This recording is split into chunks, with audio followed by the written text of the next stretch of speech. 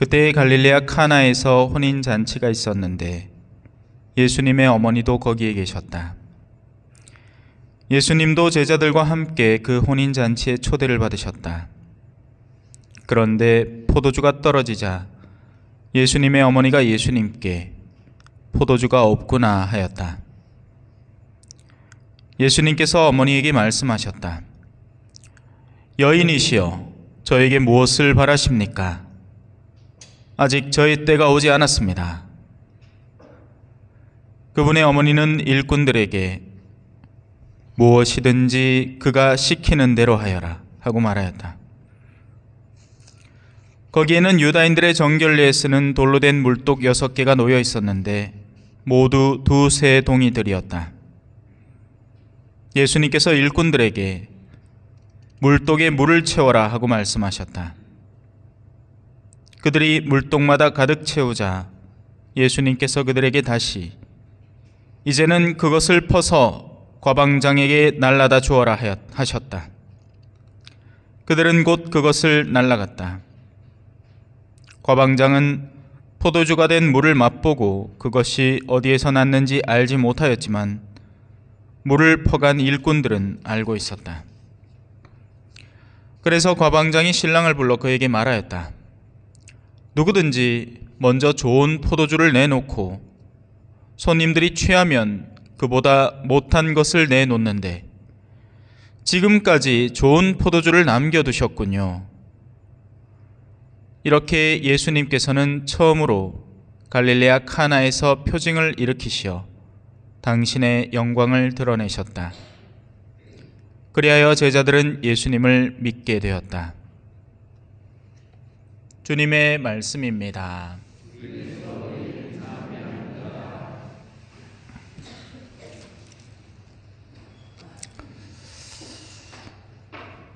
찬미 예수님,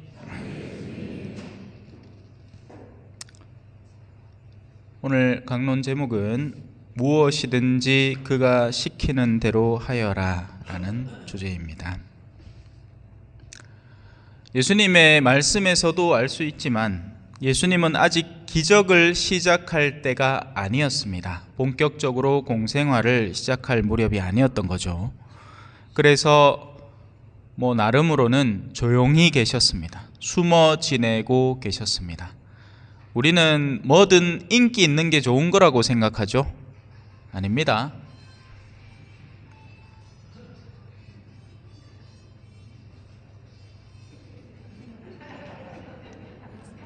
또 벨 올리서 춤춰줄게. 자, 다시 돌아옵시다.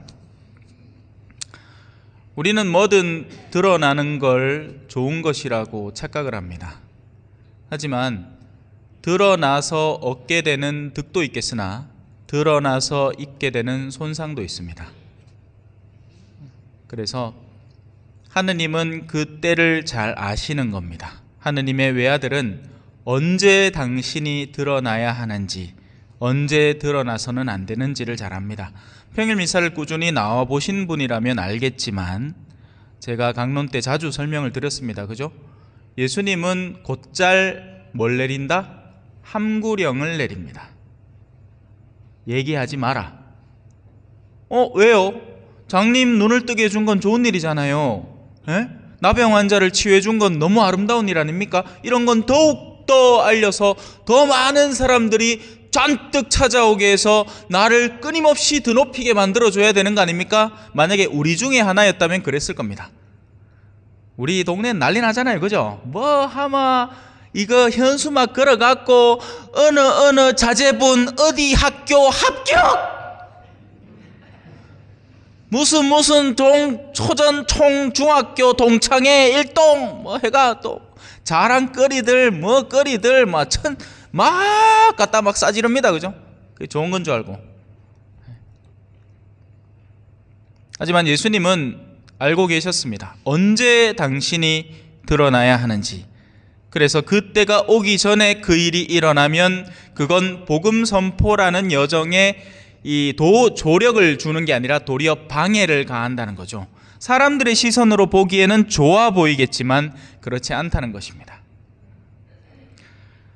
하지만 오늘 청은 이 그냥 평범한 사람이 청한 게 아니죠. 누가 청했습니까? 당신의 어머니가 청을 드렸습니다. 그래서 예수님은 그 순간 아들로서 대답을 한 게 아닙니다. 어머니, 그렇게 청하면 안 됩니다. 내 때가 오지 않아서. 이렇게 얘기 안 했습니다. 뭐라고 얘기인지 아세요? 여인이시여. 성경은 굉장히 고상하게 표현을 했습니다. 왜? 우리나라는 존대가 있고 하대가 있고 그렇잖아요. 그러니까 우리의 정서에 맞게끔 번역을 한답시고 했는데, 원래는 이렇게 해야 됩니다. 이 여자야, 내 때가 오지 않았다. 이걸 어머니한테 하는 겁니다. 어머니한테. 여자야. 왜? 물론 이렇게 막 냉철하게 그렇게 하지는 않았겠지만, 여러분이 좀 더 감각하도록 느끼게 제가 좀 다르게 표현을 하는 겁니다. 어머니, 제 사랑하는 어머니, 이게 아니라 여자야, 이렇게 한 겁니다. 여자야. 왜요? 지금의 이 순간만큼은 당신이 하느님이시기 때문에 그렇습니다. 하느님으로서 한 피조물인 여인에게, 물론 피조물 가운데에서 가장 드높은 피조물이긴 합니다. 우리는 성인들에게는 공경을 드리죠. 하느님께는 흠숭을 드립니다. 그죠? 하지만 성모님에게는 흠숭을 드리진 않아요. 성모님은 신이 아닙니다. 절대로 아니에요. 그러나 성인들에게 드리는 공경보다는 좀 더 최상의 공경, 그걸 상경지례라고 합니다. 그러나 그 성모님조차도 지금 예수님 앞에서는 한낱 피조물인 여인에 불과한 거죠. 그러나 그 어머니의 청은 수용됩니다. 그래서 예수님은 아직 때가 아님에도 불구하고 그 때를 시작하게 되는 거죠. 이처럼 의로운 이의 갈망은 하느님의 때를 앞당길 수 있는 계기가 될 수 있습니다. 잘 새겨들어 두세요. 그냥 닥치는 대로 하느님께 청한다고 다 들어주시는 게 아닙니다. 먼저 마음의 순수함과 순결함, 정결함을 지니고 청할 줄 알아야 됩니다. 그래야 그 청이 받아들여지는 겁니다.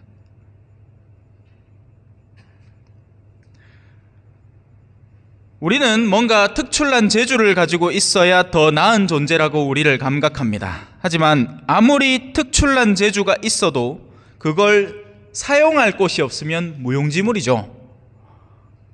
제가 암만 춤을 잘 춘다 한들, 그죠? 무대를 안 만들어주면 내가 춤 잘 추는지 못 추는지 여러분들이 우회할 기라. 그죠? 예? 모르잖아. 모른다 카이. 내가 암만 좋은 성대를 갖고 있어도 노래 부를 기회가 없으마. 여러분들에게 뭔 소용이냐? 제가 갖고 있는 이 재주가 뭔 소용이에요?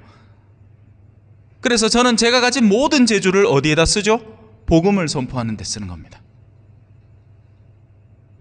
그걸로 제 인기를 영합하려는 게 아니라 하느님의 말씀이 여러분에게 좀 더 쉽게 전달될 수 있다면, 필요하다면 노래도 하고 필요하다면 광대짓도 하는 겁니다.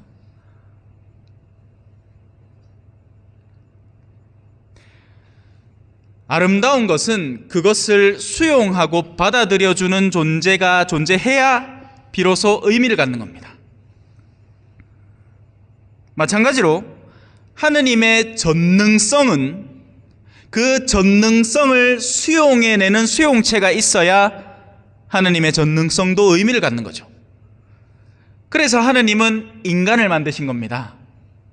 당신의 너무나 아름다운 것을 주시려고, 그것을 담을 수 있는 그릇으로 우리를 만드셨죠. 개를 만드시지 않은 거예요. 여러분, 개는 절대 인격체가 될 수는 없습니다. 착각하시면 안 돼요. 이뻐 보이겠지만 그건 나의 감정을 자극시키고 순종하는 모습을 보여서 그 본성이 인간에게 있어서 긍정적으로 느껴지는 것일 뿐, 개는 절대로 인격체가 될 수 없습니다. 인격체와 대체할 수 없습니다. 하지만 안타깝게도 그러고 있죠. 그죠? 남편보다 개를 더 사랑하는 아내들, 이사 갈 때 강아지를 꼭 끌어안고 있어야 같이 데리고 가준다는 그런 슬픈 속설이 그냥 나온 게 아닙니다. 인간을 하대하고 동물을 우상시하는 결과를 가져오는 거죠. 인간이라는 존재는 영원성을 위해서 창조된 겁니다. 원래 목적은 그렇다는 거예요. 인간이라는 존재는 초자연적인 영역을 위해서 창조된 겁니다. 그냥 이 지상에 있는 찌끄레기 끌어모아가지고 내 봐라 내 돈 많다 하고 으쓱대려고 있는 존재가 아니라 우리 안에 가장 소중한 보물을 가진 수 있는 존재로 창조된 거죠. 그래서 세상에 그런 것이 없다 할지라도 우리는 무가치한 사람이 되는 게 아니라 우리 내면의 그 찬란하게 빛나는 영혼 때문에 그 가치를 존중받는 겁니다.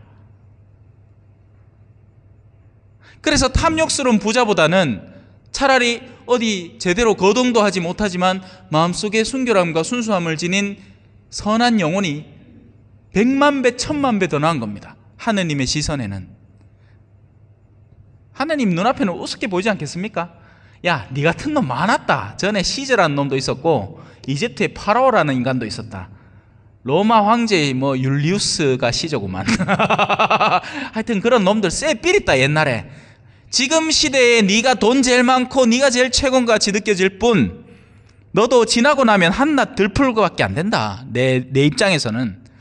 나는 너 따위를 소중히 여기지 않는다. 나는 내 눈에는 가장 낮은 이, 가장 나를 사랑하는 이가 가장 찬란하고 빛나 보이는 것뿐이다. 착각하지 마라. 하지만 어쩐답니까? 우리 세상에 살아가는 우리들로서는 말 그대로 순수한 포도주가 되지 못한 우리들로서는 물이 많으면 좋은 건 줄 아니까요.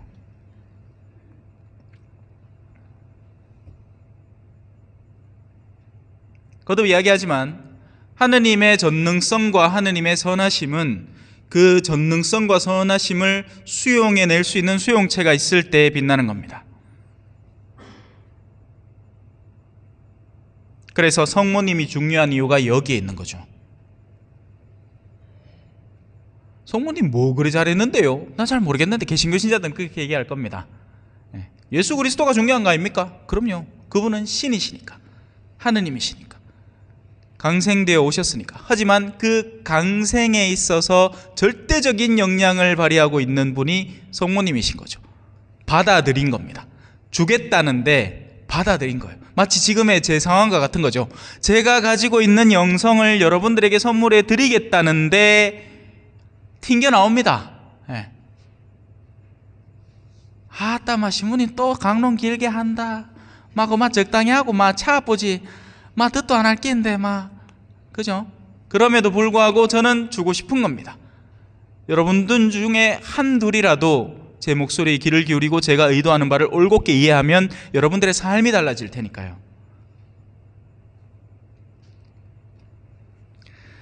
성모님의 내면 속에는 겉으로는 보이지 않습니다. 겉으로 보기에는 그냥 한낱 여인에 불과한 거예요. 예. 뭐 대단한데, 무슨 성인처럼, 이 라우렌시오 성인인가 그럴 거예요. 성 로렌조. 우리 신학교의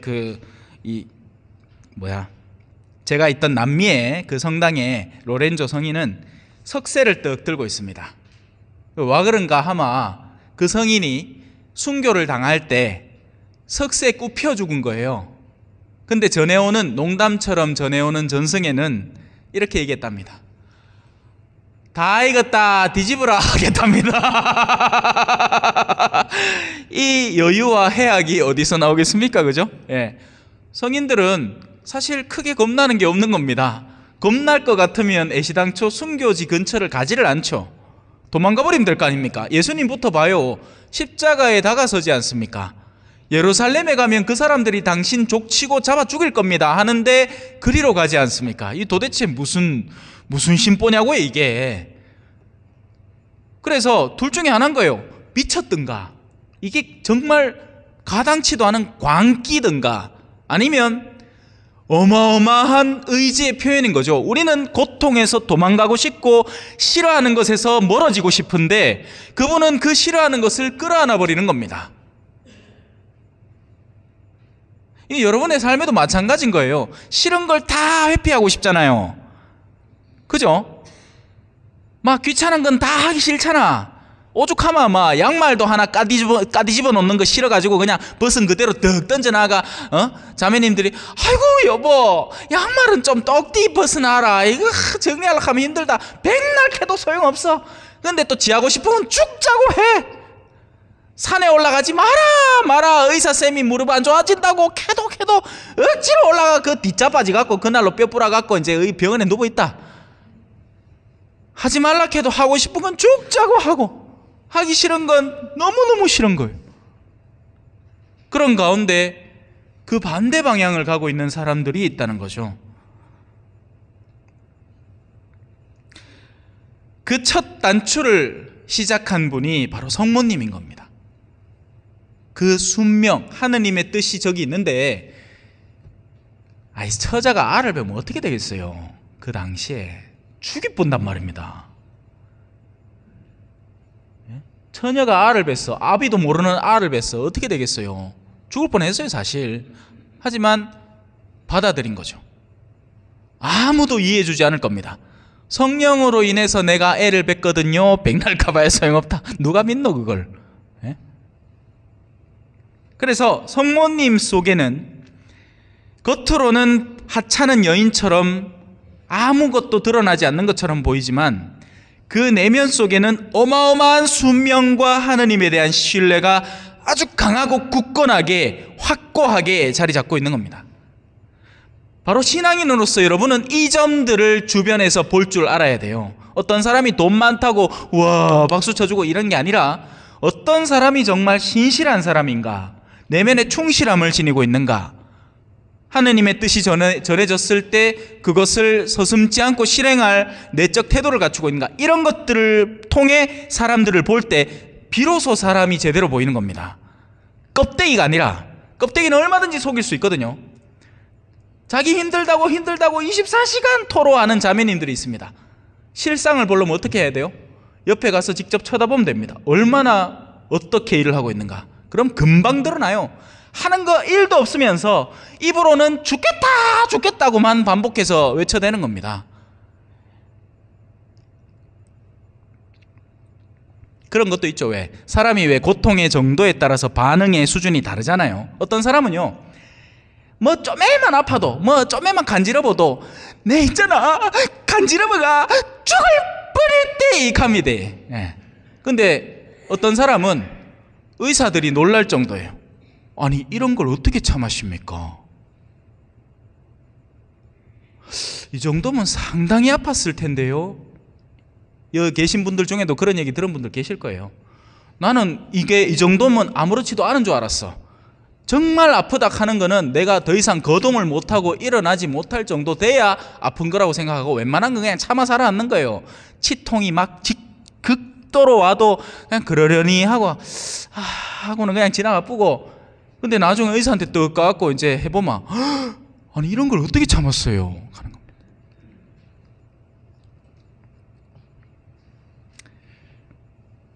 그래서 성모님은 그 수용의 이 아이콘으로서, 순명과 순종의 아이콘으로서 오늘 복음에 너무나 아름다운 말씀을 하나 남기죠. 뭐라고 하셨습니까? 무엇이든지 그가 시키는 대로 하여라. 사실 성경은요, 여러분들이 구약부터 차분차분히 읽어나가면 참 성경을 읽으라 해도 읽는 것보다 성경을 통해서 또 자기를 드러내는 사람들이 엄청 많죠. 그런 사람들은 성경을 제대로 읽고 있는 게 아니에요. 성경은 정말 나의 영혼에 득이 되기 위해서 읽는 거지 누구한테 드러내고 자랑하기 위해서 읽는 게 아닙니다. 착각하지 마세요. 흔히 그런 사람들은 해가 남한테 보여주려고 성경을 읽는 신용을 하지 그 읽은 내용이 자기에게 하나도 안 들어옵니다. 하지만 성경을 제대로 읽은 사람이라면 공통적으로 어떤 걸 발견을 하느냐, 이겁니다. 하느님의 뜻에 순응을 해서 살아갈 때는 이스라엘 민족이건 누구건 다 잘 됩니다. 내 병력이 1000명이고 저기 다가오는 군사들이 2만 명인데 하느님의 뜻에만 따르잖아요. 이 기쁩니다. 반대는 어떻게 될까요? 지 멋대로 하고 싶잖아요. 그러면 내가 병사가 10만 명이야 100만 명이라 칩시다. 그런데 다가오는 저 적군들이 이 100명밖에 안 되는데도 하느님의 뜻에 어긋나게 할 때는 져버립니다. 지금 세상에서도 마찬가지 일들이 벌어지고 있어요. 순간 이기는 것 같을 뿐 세상의 힘에 기대고 세상적 능력을 잔뜩 키워놓으면 언뜻 이기는 것 같을 뿐 어떻게 되겠습니까? 영원에서 지는 겁니다. 제가 남미에서 선교를 할 때 사람들은 의외로 순진했습니다. 아마 우리나라에서도 과거에는 그랬을 거예요. 뭐 외국 신부님이 와가 그죠? 한국말도 제대로 뭐 하는데 그 베드로 형제님 내일부터 저 보석으로 한 티 하루에 한 번씩 갔다 오세요. 뭐 그런 얘기 들었어요. 어떤 사람이 보석을 받았는데 한 티를 갔다 오라했대. 그 시절에. 그걸 갔다 왔답니다. 지금 제가 여러분에게 보석을 준답시고 일주일 내내 평일 미사 한 번씩 나오라 하마 지키겠습니까? 고마 다음 주 쪼르르 와갖고 지난번에 보석 받았는 건 뭐했습니다. 용서해 주이소. 갈걸. 제 보석 엄청 싸게 주잖아요. 다 알죠? 주님의 기도 한 번. 딴 거 줘본 일이 거의 없습니다. 몇 케이스 말고는.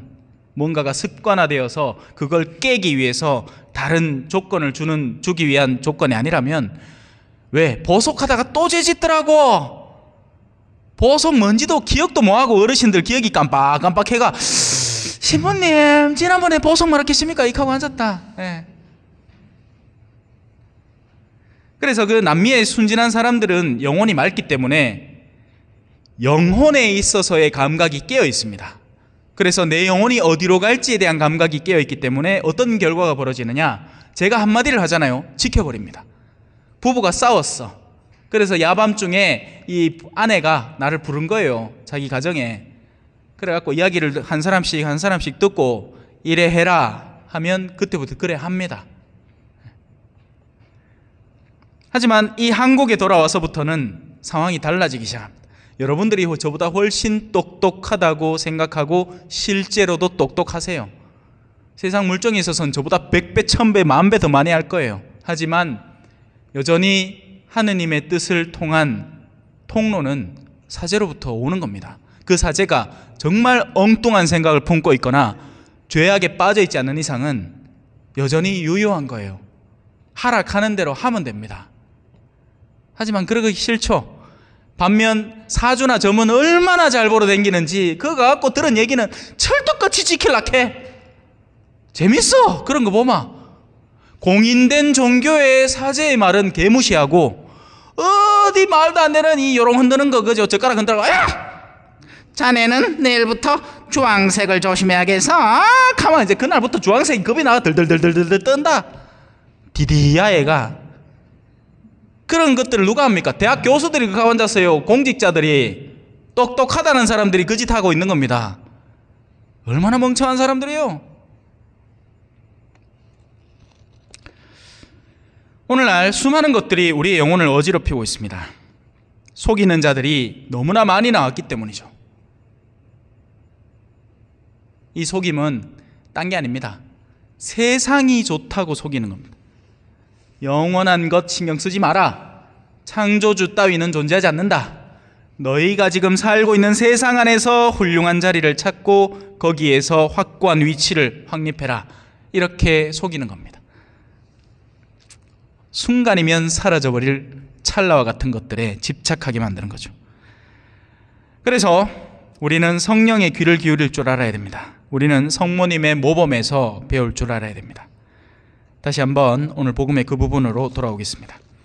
그분의 어머니는 일꾼들에게 무엇이든지 그가 시키는 대로 하여라 하고 말하였다. 잠시 묵상하시겠습니다.